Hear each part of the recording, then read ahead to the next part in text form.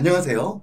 해외에서 오랫동안 한국대 입시를 준비한 학생들을 지도해온 경험 바탕으로 이 특립시와 관련하여 가능한 정확한 정보를 전달드리기 위해서 노력하고 있는 옹글리시의 옹인환입니다. 자, 오늘은 초중고 전교육과정 해외 이수자 고 12년 특례 후기전형, 그러니까 9월에 입학하는 이 후기전형에 대해서 간단하게 소개해드리는 시간을 가지려고 하는데요. 후기전형이라고 하면 이 9월에 입학하는 전형으로 보통 3월에 그러니까 연초 3월에 원서 접수가 이루어지고 그 이후에 전형이 진행되게 됩니다. 후기 전형이 실시된 지는 아주 오래됐어요. 12년 특례 전형과 함께 굉장히 오랫동안 시행되어 왔음에도 불구하고 아직까지도 이 12년 특례에 소속한 학생들 중에서 또 학부모님들 중에서 이 12년 특례 후기 전형에 대해서 정확히 알고 있지 못한 그런 케이스가 생각보다 많다는 생각이 들어서요. 자, 오늘 여기에 대해서 아직 그 개별 대학의 입시 조강이 발표되진 않았지만 전년도에 실시됐던 입시 조강을 기준으로 해서 이 12년 특례 후기 전형이 뭔지에 대해서 간단하게 소개해드리는 그런 시간을 가지려고 합니다. 자, 12년 특례 후기 전형에 대해서 소개해드리는 이 첫 번째 보여드릴 화면은요, 이 소제목에도 간단하게 나와 있던 것처럼 이 12년 특례 후기 전형의 기본적인 특징에 대해서 간략하게 설명을 드릴 건데요.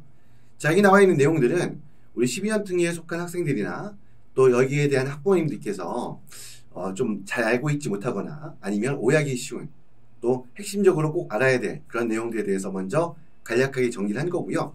물론 여기 나와 있는 내용이 12년 특례 후기에 대한 모든 특징을 포괄하고 있는 것은 아닙니다. 핵심적인 내용만을 먼저 간략하게 설명을 드리고요. 이외에 자세한 내용들은 반드시 지원하려고 하고자 하는 개별 대학의 후기 전형 입시 요강, 보통 이제 9월 입학 입시 요강이라 되어 있는데요.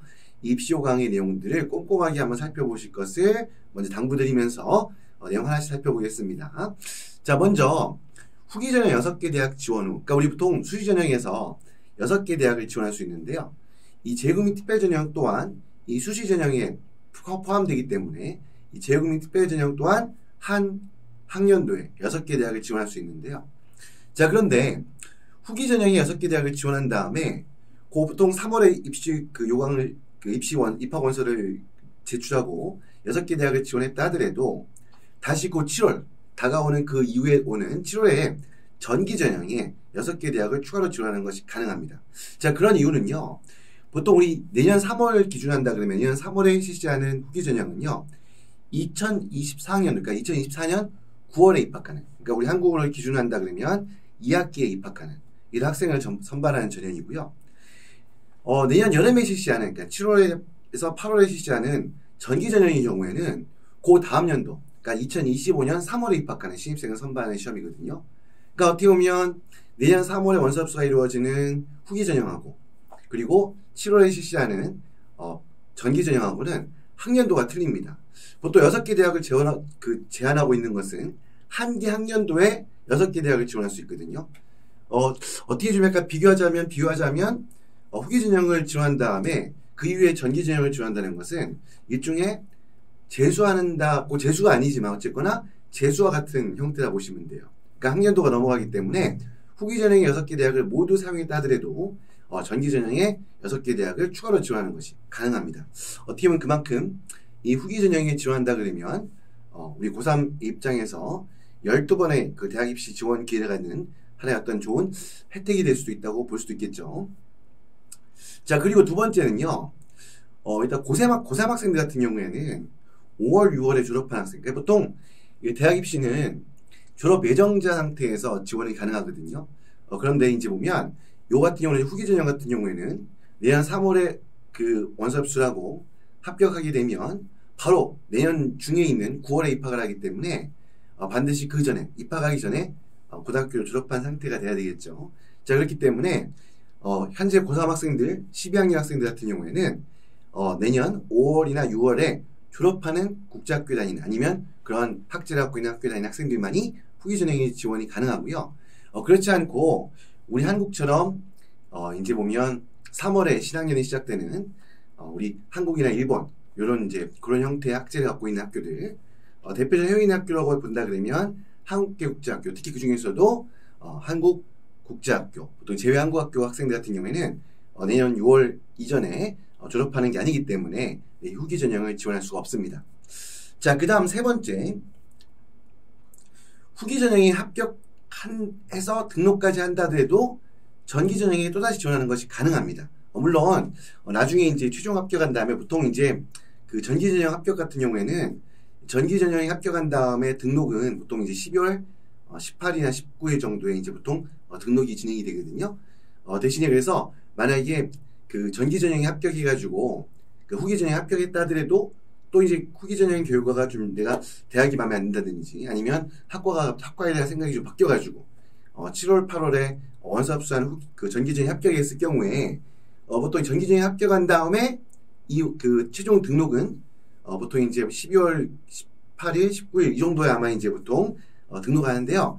대신 이렇게 등록하기 전까지는 후기 전형으로 앞서 그 합격한 대학이 있죠. 이 대학 같은 경우에 뭐 9월 입학이니까 등록금도 냈을 것 같은데 좀 아깝다 하더라도 예, 반드시 학적 정리 말 그대로 자퇴 처리해야 됩니다. 그렇게 그 기준만 잘 지켜주신다 그러면요 후기 전형에 대학에 합격했다 하더라도 전기 전형에 새롭게 새로운 대학 새로운 학과에 지원하는 것이 가능합니다. 이건 동일한 대학 동일학과 아니겠죠. 동일한 대학에 다른 과를 지원하는 것도 가능하다는 말씀인데요. 대신에 전기 전형에 합격한 경우, 그러니까 보면 뭐 후기 전형을 하지 않고 전기 전형을 합격한 경우 있겠죠. 그래서 내년 여름에 7월에 2025학년도 3월에 입학하는 전기 전형에 합격한 케이스의 경우에는 그때는 그 내후년이게 되겠죠. 내후년에 2025년 3월에 실시되는 그런 후기 전형에는 지원할 수가 없다는 부분, 요 부분은 그냥 뭐 덤으로 참고하시기 바랍니다. 자, 그 다음에 이제 네 번째 부분은요. 방금 말씀드렸던 것처럼 동일한 대학, 동일한 학과에 후기, 전기 모두 지원하는 것이 가능합니다. 우리 보통 재수할 때 내가 어떤 대학에 예를 들어서 뭐 요아이대학, 아니 연세대 합시다. 연세대학교 내가 가고 싶은 학교가 연세대학교에 무슨 과가 있는데 여기 무조건 가고 싶어 했는데 후기에 떨어졌어요. 그러면 전기에 못 쓰느냐? 보통 많은 분들이 후기에 떨어졌으니까 괜히 불합격했는데 전기에 또 넣으면 약간 안 좋은 인상을 주는 거 아닐까라고 하는 그런 약간 오해들 하시는데요. 여러분들 국내에서 일반 입시에서 여러분들 재수할 때 재수생들이 아까 말씀했던 것처럼 연세대학교 어떤 특정 학과에 가고 싶다. 여기에 의지가 굉장히 강한 친구들이 그럼 전에 내가 현역 때 떨어졌으니까 재수할 때 그거 안 쓸까요? 그렇지 않죠. 동일한 학과 그대로 지원합니다. 이와 마찬가지로 이 심연등의 후기에서 떨어진 학과라고 하더라도 전기에 지원한다고 해서 전 후기에 떨어졌기 때문에 이러한 이력이 전기 전형에 불리하게 작용할 것이다라는 것은 순전한 오해라 보시면 되고요. 그래서 후기나 전기나 동일 학과를 중복 지원한다 해서 거기에 따른 유불리는 없다고 보셔도 관계가 없습니다. 자, 그리고 이 전기 전형에 비해서 이 후기 전형 같은 경우에는요, 선발 인원이 비교적 소수입니다. 그러니까 꼭 뭐 반드시 지켜진 건 아니긴 하지만 그래도 일반적으로 보통 후기 전형 같은 경우는 일종의 아까 어떻게 보면 충원의 개념의 성격이 갖고 있기 때문에 보면 전기 전형에 비해서는 선발 인원 수가 좀 제한적이라는 부분, 이 부분만 당연히 감안할 필요가 있고요. 자, 그리고 그 다음에는 또 한 가지는 학과에 따라 별도의 공지 없이 신입생을 선발하지 않는 경우도 있다고 했는데요. 여러분들이 비교가 나중에 살펴보시면 알겠지만 후기 전형 같은 경우에는 학과별로 어떻게 물론 심연특례 같은 경우는 학과별로 어떤 특정한 명수를 몇 개 특수한 학과들 빼고는 뭐 몇 명씩 정원을 제한을 두고 있지는 않죠. 하지만 좀 뭉뚱그려 학생들 어떻게 보면 뭐 선발하고 있긴 한데 특히 심연특례 같은 경우는 그 후기는 전기에 비해서 입시조각 내용을 보시면 학과 전체에 대해서 선발 인원을 굉장히 좀 약간 포괄적으로 묶음으로 처리한 경우가 많은데요. 이 후기 전형의 경우에는 특히 심연특례 같은 경우에 학과별로 무조건 학생을 뽑아야 된다든지 학과별 몇 명을 뽑아야 된다든지 이게 정해진 기준이 있는 게 아니기 때문에 특히 후기 전형 같은 경우에는 학과의 방침이나 학과의 상황에 따라서 보통 어떤 학과 같은 경우는 신입생을 아예 선발하지 않는 경우가 있습니다. 그래서 가끔 보다 보면 주변에서 어떤 과를 지원했던 친구들이 전부 다 후기 전형을 썼는데 전부 다 떨어졌다더라. 그래서 학부모님들 사이에서 우리 지역에서는 이번에 이 대학에서 예를 들어서 고대 경영학과에서 우리 지역인 학생들은 좋아하지 않는 모양인가 보다. 다 떨어졌다라고 하고 그것 때문에 이제 약간 말이 있는 경우가 있는데요. 이제 이런 경우들의 대표적인 케이스가 보통 같은 경우에는 이런 경우는 일반적인 경우에 어떤 특정 지역을 편중해서 다 불합격 처리했다기보다는 그 후기 전형에 실시하는 데 있어가지고 학과에 따라서 학과의 방침에 따라서 그 해당 학과의 학생을 신입생을 후기로는 한 명도 선발하지 않는 뭐 그런 경우가 발생할 수 있습니다. 이런 부분은 정해진 규칙에 따라서 움직이는 게 아니고 학과의 자율적인 판단에 따라서 진행되는 거기 때문에 이 부분에 대해서 조금 주의가 필요합니다. 그래서 어떻게 보면 아까 초대에 말씀드렸던 것처럼 후기 전형 같은 경우에는 후기 6번 쓰고 전기에 또 추가 6번을 쓸 수 있기 때문에 굉장히 많은 혜택이 폭넓은 2배 혜택이 주어지는 것처럼 보이지만 그렇다고 해서 무조건 유리하게 어떻게 보면 그 기회가 무한정으로 늘어난다. 어떻게 보면 무조건 어떻게 보면 기회가 많아졌기 때문에 대학 입시에 더 쉬워질 것이다 라고 그렇게 단정지어서 판단하시면 안 될 거라고 생각하고 있습니다.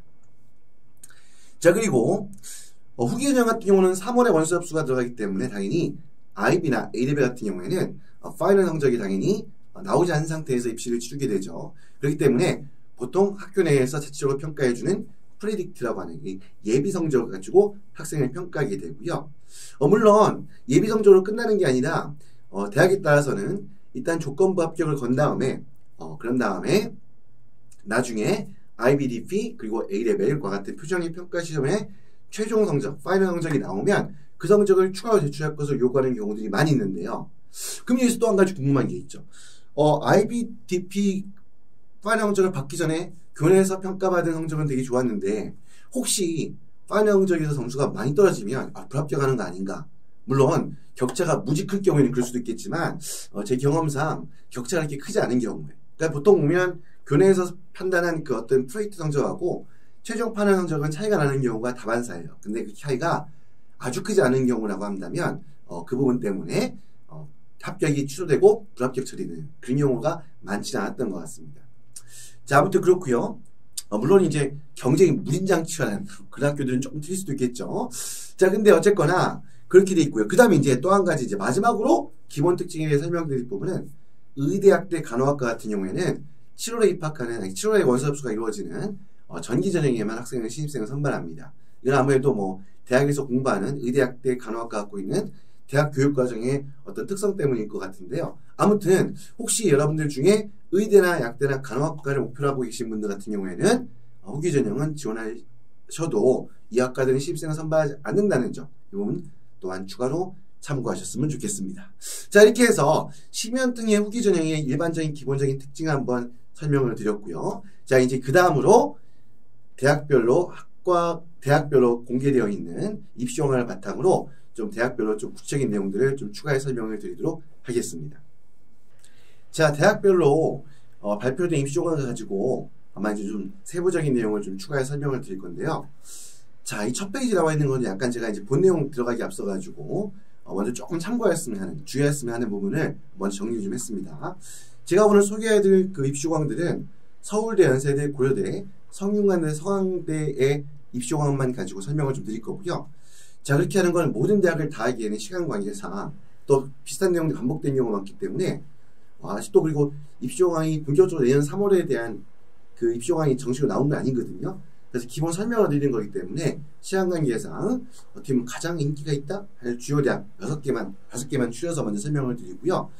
여기 아니더라도 오늘 입시용어를 보여드리지 않는 대학 중에서도 한양대학교, 중앙대학교, 항공대학교, 한동대학교가 역시 후기 전형으로 신입생을 선발하고 있다는 점 참고하시기 바랍니다. 자, 그리고 여기 나와 있는 전형 일정 같은 경우에는요. 말씀드렸던 것처럼 아직 2024학년도 그러니까 내년 9월에 입학하는 신입생을 선발하는 2024학년도 후기 전형에 대한 입시용어가 아직 나와 있지 않기 때문에 우리 올해 3월에 실시했던 그러니까 이제 이미 뭐 합격한 학생들은 입학을 했겠죠. 올해 이제 9월에 입학한 학생들이 뽑았던 바로 직전에 실시됐던 2023학년도 후기 전형 입시용어를 가지고 설명을 드리고요. 대신에 전형 방식이나 애추서류 같은 경우에는 여러분들 알다시피 2024학년도에서 4학년도 넘어오면서 아주 큰 변화가 있었죠. 바로 대입 운영서 강화 방안의 본격적인 시행에 따라서 우리 자기소개서 추천서가 완전히 폐지가 됐고요. 그리고 제출할 수 있는 서류에 대해서도 조금 이제 여러 가지 제한이 생겼거든요. 물론 이 내용들이 전교육과정 해외 이수자 심연특례에 다 일목요연하게 적용된 것은 아니지만 어쨌든 거기에 따른 변화가 있었기 때문에 왜냐면 2023학년도 같은 경우는 올해 3월에 실시했어도 요건 전년도였기 때문에 9월부터는 입시 제도가 바뀐 게 9월부터 이제 전기 전형부터 적용된 거거든요. 자, 그렇기 때문에 요 전형 방식에 대해서는 부득이하게 전기 전형도 있었던 입시 조강의 내용을 가지고 설명을 드리고요. 뭐 중간에 약간 앞에 내용들 2023학년도께 섞여 있는 경우도 있긴 한데요. 이런 부분도 좀 감안해서 내용들 설명을 드렸으면 좋겠습니다. 자, 그러면 이제 대학별로 볼 텐데요. 자, 서울대학교입니다. 먼저 서울대학교 전형 일정이고요. 자, 보시다시피 화면을 조금만 키울게요. 자, 3월에 맞아 3월에 원서 접수가 들어갑니다. 자, 내용 빠르게 보겠습니다. 추천사 써있는데 이거는 전년도이기 때문에 있었던 내용이고요. 이제 올해부터는 이제 반영되지 않습니다. 이 내용은 이제 전년도 거다. 참고로 말씀드리고요. 자, 예술체육교 같은 경우에는 특히 미대 같은 경우에는 미대 포트폴리오 예측이 있고요. 그 다음에 체대 같은 경우 미대 체대 예체능 같은 경우는 실기고사가 있습니다. 자, 그리고 다음 페이지 넘어가세요. 자, 화상 면접 실시하고 있고요. 그 다음에 이제 보면 자, 합격자 발표가 언제라고 되어 있죠? 보면 자, 여기 보면 예비 합격자 발표라고 있는데 요 같은 경우에 보면 여기 내용 보면 서울대학교 같은 경우 아까 잠깐 말씀드렸던 것처럼 IB 조건부 합격이라는 게 있죠. 그렇죠? 그래서 IB 조건부 합격 보면 여기 보면 합격증에 조건부 합격 및 조건부 점수가 명시되어 있다. 이러면 이제 어떻게 된다? 마지막에 IB 최종 파이널 성적이 나오면 이 조건부 점수 이상일 경우만 최종 합격한다. 오, 이건 좀 서울대학교 역시 좀 타이트하네요. 오, 좀 긴장이 되죠, 맞죠? 이렇게 되어 있다는 거. 서울대학교 같은 경우는 정말 말 그대로 조건부 합격이다. 그래서 조건부 점수가 혹시라도 특히 이제 모든 학과에 대해서 조건부 점수를 이렇게 표기되어 있지는 않고요. 일본 이제 같으면 경쟁이 치열한 아니면 좀 약간 고득점의 성적을 요구하는 그런 학과에 대해서 아마 학과의 어떤 교수님의 판단에 따라서 조건부 점수를 명시하는 경우가 있을 것 같은데, 자, 이런 경우에는 파이널 성적이 그 조건부 점수에 충족하지 않으면 불합격할 수 있다는 그런 경우도 있다는 거. IB에서 좀 잘 봐야겠네요. 네, 그렇습니다. 자, 우리 합격자 발표는 언제 있습니까? 바로 6월 23일에 진행됐습니다. 그리고 합격자 등록은 7, 8월인데요. 아까 말씀드렸던 것처럼 이거는 이제 9월에 입학하기 때문에 7, 8월에 등록해야 되는 거고요. 전기전형을 전기전형에 또 지원했다. 요 같은 경우는 12월 중에 원서접수에 이제 등록을 하게 되거든요. 등록금 내게 된다는 거죠. 이제 그 전까지는 후기전형에 합격했다고 한 경우에 요 내용 뭐 등록금 좀 아깝긴 하지만 이거 포기하고 자퇴 처리하셔야 됩니다. 자, 이 정도만 보시고요.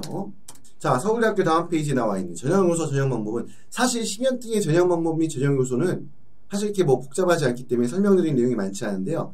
기본적으로는 서류 전형이라 보시면 됩니다. 약간 서류 평가라 보시면 되는데요. 서울대학교 또한 전형 방법은 일단 서류를 종합적으로 평가하여 선발한다는 것이고요. 자, 그리고 특히 심연등이 서울대학교 입시공간을 보시면요. 서울대학교 같은 경우에는 글로벌 인재 특별전형 1이라는 게 있고 또 이 2라는 게 있는데, 1 같은 경우는 부모 모두 그냥 학생 본인 또한 외국인 전형을 말하고요. 보통 우리가 얘기하는 초중고 전교육과정 해외 이수자 심연등에는 글로벌 인재 특별전형 2에 해당합니다. 자, 근데 화상 면접 실시한다 돼 있는데, 자, 면접은 모든 단과대학이 실시하는 것이 아니라 이런 대학들이 실시하고요.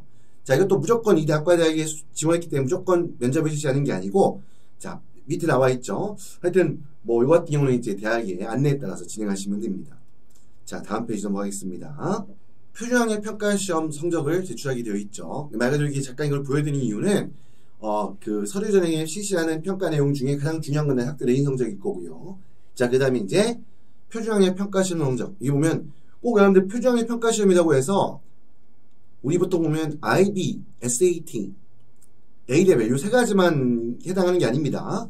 이 표준학력 평가시험이라는 것은 각 국가별로 아니면 각 입시제 그 교육제도에 따라 가지고 어떤 그 대학 입학 자격을 어떻게 보면 대학 입학 그 학생들을 평가하는 어떤 수단으로서 표준화시키는 성적 체계를 말하는데요. 이건 지역에 따라서 국가에 따라서 굉장히 다양하죠. 뭐 예를 들어서 중국 같은 경우에는 후이카오라고 하나 맞죠? 요 시험도 있을 거 아닙니까? 그 외에도 이제 여러 가지 시험 전형들이 있거든요.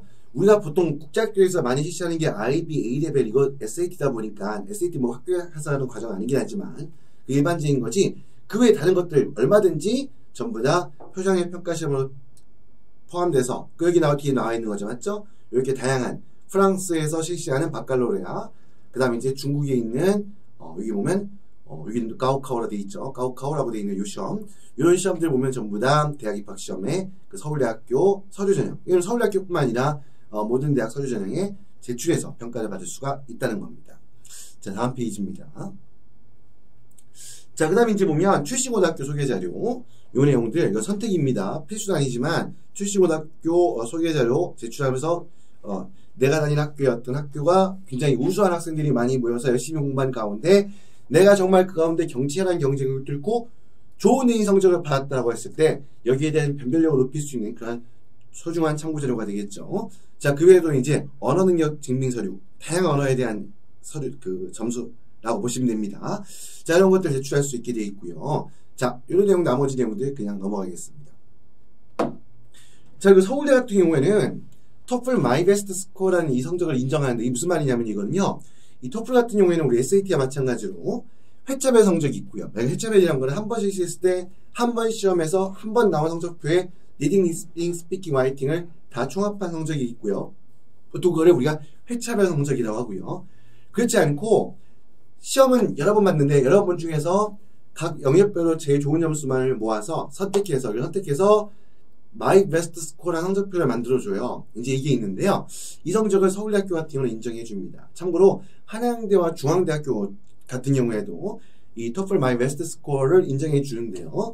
자, 그런데 이거는 보면 뭐 이렇게 인정해준다고 해서 여기에 너무 의존한 것보다는요. 가능하면 여러분들 이걸 인정하지 않는 대학도 많이 있기 때문에 가능하면 회차별 성적을 잘 받을 수 있도록 노력하는 게 그게 더 중요할 것 같은데 그렇지 않은 경우, 부득이한 경우에 어쩔 수 없이 조금 더 내가 회차별 성적 자체의 총점이 별로 안 좋은데 내가 영역별로 모아놓은 마이 베스트 스코어가 좀 자신 있다 할 경우에는 그럴 때는 서울대학교 12년 등의 후기 전형에 제출하는 것이 가능하다는 겁니다. 자, 이제 그 다음에 이제 두 번째 연세대학교인데 연세대학교 똑같이 마찬가지 서울대학교 마찬가지로 3월 초에 이게 3월 15일부터 했죠. 원서 합수가 들어가고요. 자, 그 다음에 이제 보면 보통 원서 합수한 다음에 나와 있는 것처럼 우리 보통 요즘은 다 원서 합수 어떻게 하냐면 PDF 파일 올립니다. 그러니까 처음부터 모든 원본을 제출하는 게 아니고요. 일단 여러분들 원본을 갖다가 기본적으로 원본에 우리가 기본적으로 해야 될 것들이 있죠. 우리 뭐 영어가 아닌 경우에는 번역해서 공증하고 그 다음 두 번째 학생의 학적 자료 관련해서는 이 부분이 실제 이 학교가 존재하는 학교고 여기서 공신력 있는 학교라는 것을 입증해주는 그런 아포스티유라든지 아니면 그 지역의 영사 인증 받은 게 있죠. 이런 부분까지 다 진행한 다음에 그 내용을 스캔한 다음에 그 PDF를 보통 제출합니다. 자, 그런 다음에 최종적으로 합격하게 되면 원본을 내가 등록하고자 하는 학교 원본을 보내게 되는 거죠. 그 정도 날짜가 있다는 거고요. 역시 등록은 7월 중에 이루어지고 6월에 합격자 발표가 실시됩니다. 자, 그 다음에 이제 보면 여기 연세대학교 같은 경우는요. 이 단과대학별로 한 가지가 더 있어요. 뭐냐면 글로벌 인재대학이라는 게 있는데요. 연세대학교 같은 경우에는 우리 보통 보면 이제 보면 12년 등의 학생들 같은 경우에는 전체 대학이 있고 그 외에 별도로 글로벌 인재대학이 있는데 요 둘 다를 중복해서 지원하는 것이 가능합니다. 그러니까 한마디로 연세대학교를 지원하는 학생들 같은 경우 12년 등 같은 경우 후기전형 지원할 때 두 장을 사용할 수 있다는 거죠. 한 장은 일반 재국민 전형으로 나머지 한 장은 글로벌 인재대학. 글로벌 인재대학 같은 경우에는요. 나중에 여러분들 입시공간 보시면 알겠지만 여기 같은 경우에는 우리 통합 융합학과 같은 경우 성격을 띠고 있는 경우가 좀 많은데 아무튼 그 자세한 내용은 나중에 여러분들 입시공간 통해서 확인해 보시고요. 어쨌건 이렇게 둘 다 중복해서 지원하는 것이 가능하다라는 겁니다. 자, 연세대학교는 서류 100% 역시 신입생 선발하고 있고요. 예체능 계열 같은 경우는 서류 60에 실기 40%가 반영되는데요. 이 내용이 2024학년도 전기, 그러니까 2025학년도 전기 전형에는 바뀝니다. 근데 오늘 설명드리는 거는 후기 전형이잖아요. 내년 3월에 원서 합수가 이루어지는 2024학년도 후기 전형은 2025학년도가 아닙니다. 이거는 올 여름에 실시했던 7월에 했던 전기 전형의 그 기준으로 실시가 되는 거기 때문에 이 내용은 그래서 이거 같은 경우에는 그냥 그대로 이 전기 전형에 맞추어서 이렇게 후기는 진행이 된다라고 보시면 되고요. 2025학년도 이제 내년 여름에 전기를 지원할 경우에는 그때는 새롭게 나온 입시공학을 보고 또 참고해서 지원을 하셔야 되겠죠. 자, 이렇게 된다는 거 보시면 되고요. 다음 페이지 넘어가겠습니다. 자, 이거는 이제 연세대학교가 비교과 활동 기록표라고 해서 이걸 제출하게 되어 있는데요. 여기 다 자세히 나와 있지만 카테고리 크게 3개로 나눠져 있어요. 뭐냐면 표준학력 평가 시험 결과를 제출할 수 있는 난이 있고요. 그다음 두 번째 항목은 어학력 증명서류를 제출할 수 있는 난이 있고요. 마지막으로 기타 비교과 활동 제출할 수 있는 난이 있는데요. 이렇게 세 가지 항목, 세 가지 카테고리, 그러니까 표준학력 평가 시험 성적 한 부대기, 그 다음 어학능력 증빙서류, 한무대기, 그 다음 마지막으로 비효과 활동. 그러니까 우리만 했을 때 보통 봉사활동, 교내 동아리활동 이런 것들 있죠. 이런 것들 한 카테고리 이렇게 이제 세 영역으로 제출하게 되는데요. 자, 그 중에서도 좀 주의하실 거는 알고 계시겠지만 연세대학교 같은 경우는 외국 소재 고등학교에서 재학 중에 취득한 것만 인정해 줍니다. 그러니까 이건 국내 뭐 심연특이니까 국내 학교를 다닌 그런 경우는 뭐 거의 뭐 없겠죠. 어쨌건 외국에 있는 학교에서 공부하고 있는 동안에 그 취득한 그런 성적만 활용할 수 있고요. 그리고 연세대학교는 교내 모든 비효과 활동했든 봉사활동이 됐든 모든 것은 다 교내에서 교내에서 활동한 거고, 대신해서 조금만 덧붙이자면 봉사활동 같은 경우는 교내에서 주관한 거라 보시면 돼요. 왜냐면 교내에서 할 수 있는 봉사활동 제한돼 있잖아요. 그러면 공간적인 의미에서 교내를 말하는 게 아니고요. 교내라고 하는 것은 학교에서 교육과정의 일부로서 진행했던 봉사활동이라고 생각하시면 되고요. 그리고 연세대학교 같은 경우는 고등학교 재학기간 중에 취득한 자료만 인정이 됩니다. 자, 이렇게 돼 있고요. 다음 페이지 넘어가세요. 자, 활동증빙자료가 되어 있는데요. 자, 여기 보면 일단 뭐 앞에 반복되는 내용입니다. 일단 이렇게 되고 보면 교내 비효과활동, 봉사활동 이렇게 돼 있고요. 그 다음에 또 한 가지 안 써 있지만 당연한 것을 이제 뺐는데 입쇼가 안 나와 있는데, 수상실적은 연세대학교는 일체 반영하지 않습니다. 그 교내가 됐던 교회가 됐던 수상실적은 일체 제출해봐야 의미가 없다. 반영하지 않는다는 거 참고로 말씀드리고요. 자, 이렇게 돼 있다는 거, 이 내용도 그냥 한번 보시고요. 다음 페이지로 넘어가겠습니다. 자, 다음은 고려대학교입니다. 역시 고려대학교 또한 3월에 이렇게 이제 원서접수가 이루어졌죠. 자, 온라인으로 PDF를 통해서 PDF 파일을 업로드해서 원서접수 했겠죠. 그 다음에 이제 보면 여기도 미대가 3월에 면접평가를 했습니다. 다음 페이지 넘어갑니다. 역시 6월에 최종 합격자 발표를 하고요. 등록은 7월에 합니다. 그럼 6월에 서울대연대 고대가 다 최종 합격자 발표를 하죠. 그럼 셋 중에 고민해가지고 한 대가 선택하겠죠. 서울대연대 고대 중에 어디 선택할까요? 그래서 뭐 말씀 안 드려도 알겠죠. 자, 아무튼 이렇게 해서 그 중에 이제 합격자 등록을 하게 되고요. 자, 이런 내용들 아까 연세대학교에서 보셨던 것처럼 먼저 원서 접수는 PDF 파일로 업로드해서 제출하고, 최종 합격해서 등록해서 단일학교에 이제 원본들을 우편으로 보내서 제출하게 되는 겁니다. 넘어갑니다. 자, 고려대학교 같은 경우에는요, 일단 일반적으로 인문, 자연, 체능은 서류 100%로 신입생을 선발하고요. 예능 같은 경우에는 서류 70%에 면접 30%가 있다. 자, 이렇게 되고 보통 당연하지만 미디어 관련된 학과들은 대부분 다 포트폴리오 제출을 필수로 하고 있다라는 부분을 알고 계시면 되고요. 그 다음 고대 같은 경우에는 이 면접 같은 경우에도 비대면 면접을 실시됐었다라는 부분들, 이건 참고하시고요. 다음 넘어가겠습니다. 자, 이것 띄고는 연세대학교가 아닌 고려대학교입니다. 고려대학교에서 활동증빙 서류 제출에 관해서 나와 있는 안내사항인데요. 연세대학교와 마찬가지로 고려대학교 또한 교내에서 수상한 실적, 그러니까 연세대학교는 수상실적도 아예 안 되는 건데, 대신에 고대는 수상실적은 포함되되 연대와 마찬가지로 고대 또한 교내에서 입상한 실적, 교내에서 활동한 내용들, 특히 이걸 입증한 서류는 반드시 학교장이 발급한 서류만이 인정해야 한다는 부분들 꼭 기억해 주셨으면 좋겠고요. 자, 이렇게 해서 보통 여기도 마찬가지로 우리 어학능력 시험 성적, 그냥 공인기관에서 평가한 성적이면 다 되는 거예요. 언어 관계없습니다. 어느 언어는 뭐 중요하지 않고 필요 없고, 어떤 언어는 뭐 가치가 월등히 뛰어나고, 물론 영어 같은 경우는 좀 중요성이 크긴 크겠지만 그렇다 해서 소수 언어라고 해서 불필요한 게 아닙니다. 그래서 여러분들 각 지역에마다 특히 로컬 학교 다니는 학생들 같은 경우는 각 지역의 언어 능력이 좀 탁월한 경우가 있겠죠. 이런 부분들 점수 확보해서 제출하면 충분히 서울대, 연대, 고대 모두 평가를 받을 수 있다는 점 참고하셨으면 좋겠고요. 자, 표준학력 평가자료 이 등등등등을 제출해서 바로 평가에 반영할 수 있다라는 부분이고요. 다음 페이지 넘어갑니다. 자, 성균관대학교 역시 3월에 원서 접수가 이루어지고요. 자, 보던 내용 다 비슷합니다. 맞죠? 6월에 합격자 발표하고 7월에 등록하고, 그 다음 이후에 등록 원본서를 제출하고. 너무 똑같아요.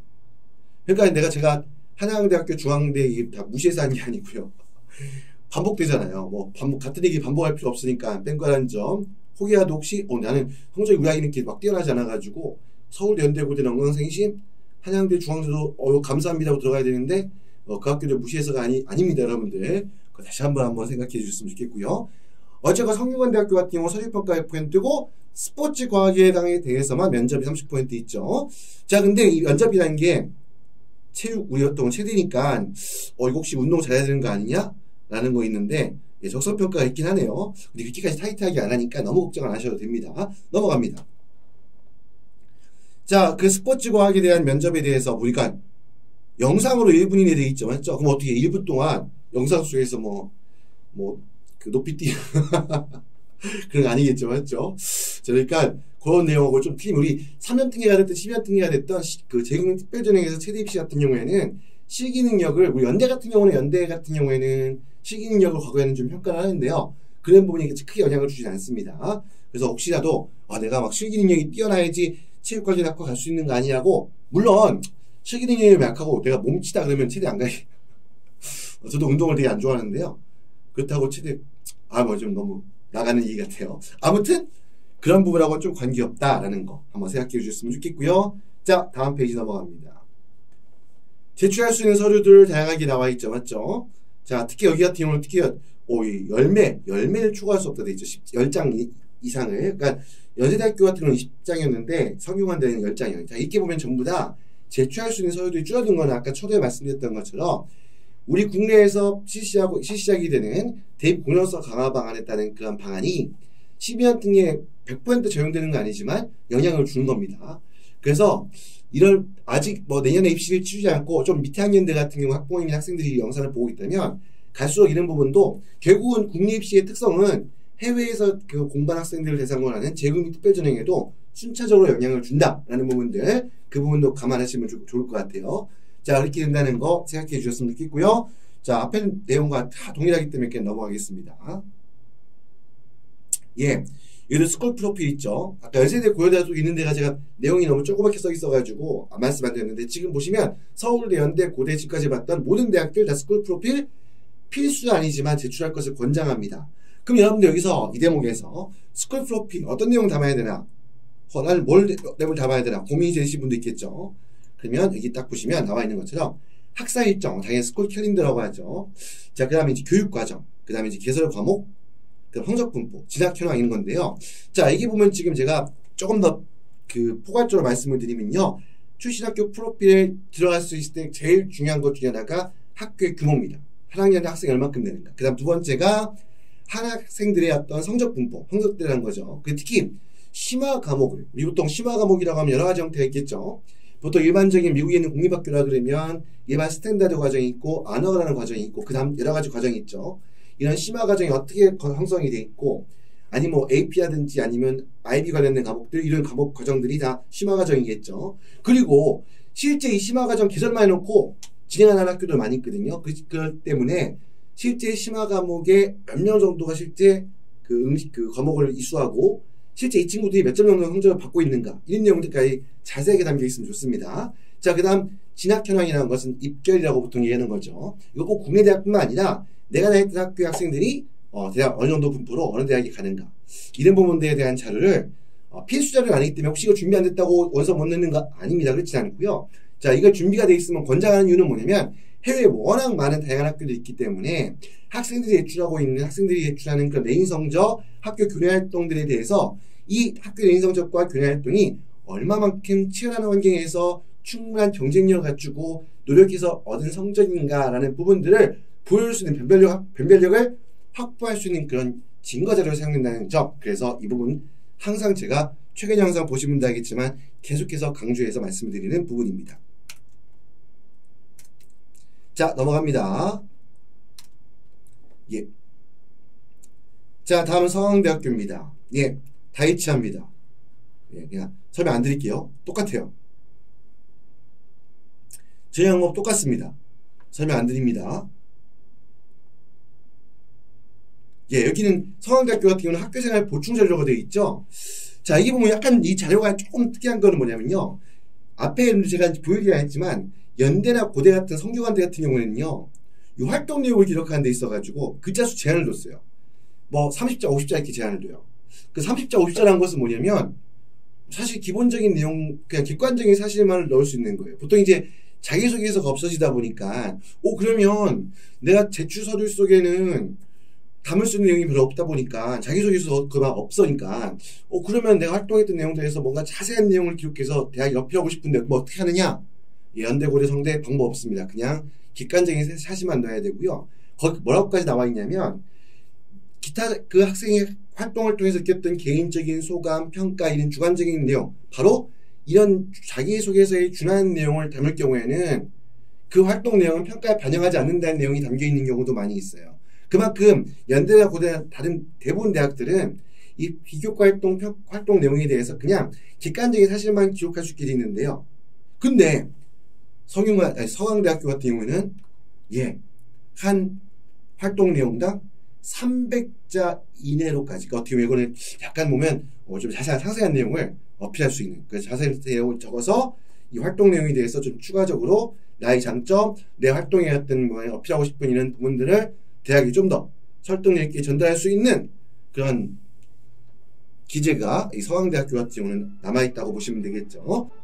자, 이렇게 해서 방금 서강대학교까지 해서 우리 그 심의원등의 후기 전형 물론 이제 내년에 3월에 원서접수가 이루어지는 후기 전형이 어떤 입시원가 아직 발표되지 않았기 때문에 전년도 그러니까 직전에 실시했던 입시원을 통해서 설명을 드렸는데요. 어쨌건 심의원등의 후기 전형의 어떤 그런 전반적인 특징 그리고 어떤 전형을 실시하고 전형 방식이 어떻고 어떤 서류를 제출할 수가 있고 그 세부적인 유의사항이 어떤 것들이 있는지에 대해서 한번 간략하게 살펴보는 시간을 가졌습니다.